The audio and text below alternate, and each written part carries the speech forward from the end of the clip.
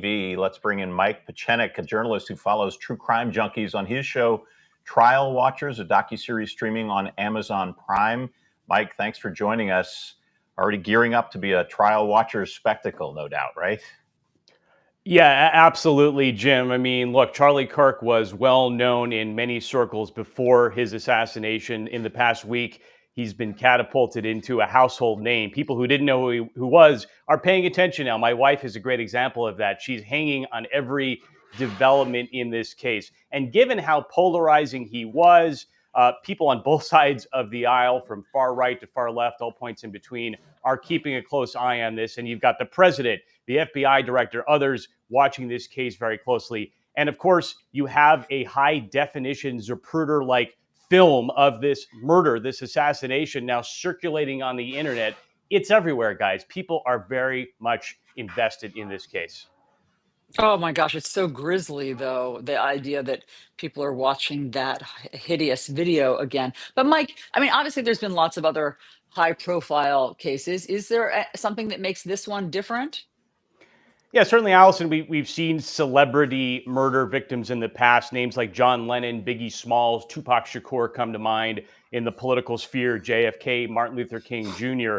And we've had a spate, unfortunately, of recent politically motivated attacks, attempted assassinations, and assassinations in this country. But I think this is a different kind of case, given who Charlie Kirk was, given how polarizing he was as a person. But people are invested in this case for a variety of reasons, because it's become sort of a cultural touch point. And we live in a world now where social media dominates, right? I mentioned that video. It's everywhere. You cannot escape it. So unlike other celebrity deaths, celebrity murders, this one really has transcended all of that.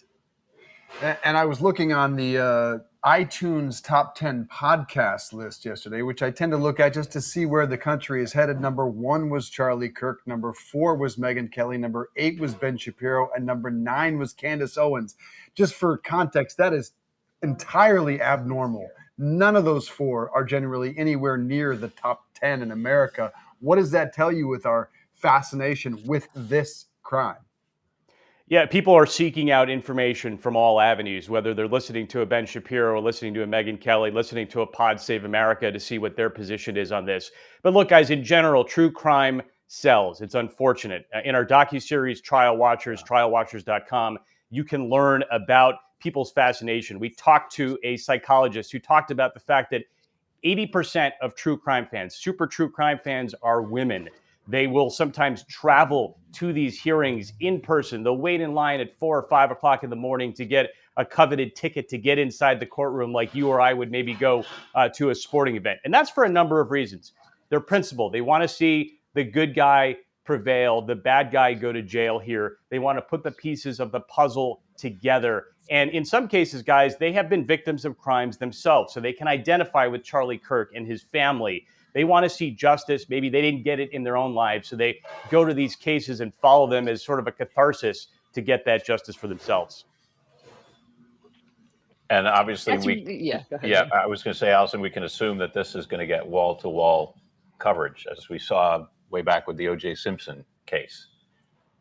Yeah, absolutely. I mean, we saw there was a camera in the courtroom there in Utah. It is allowed.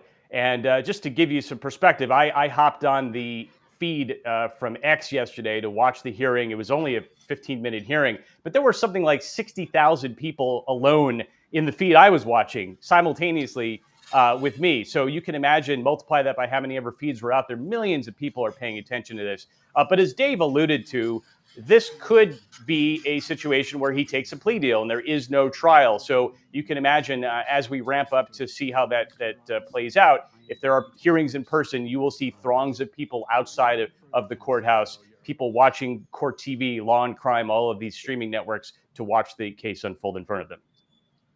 Mike, really insightful. You've given us a lot of food for thought with this. I think that the points, particularly about the true crime, what that feeds in us, the need for vicarious justice, as well as the mystery. Why did he do this? What are the other clues? All that stuff. Obviously, everybody is watching right now. Mike, thanks so much for being on. We really appreciate it.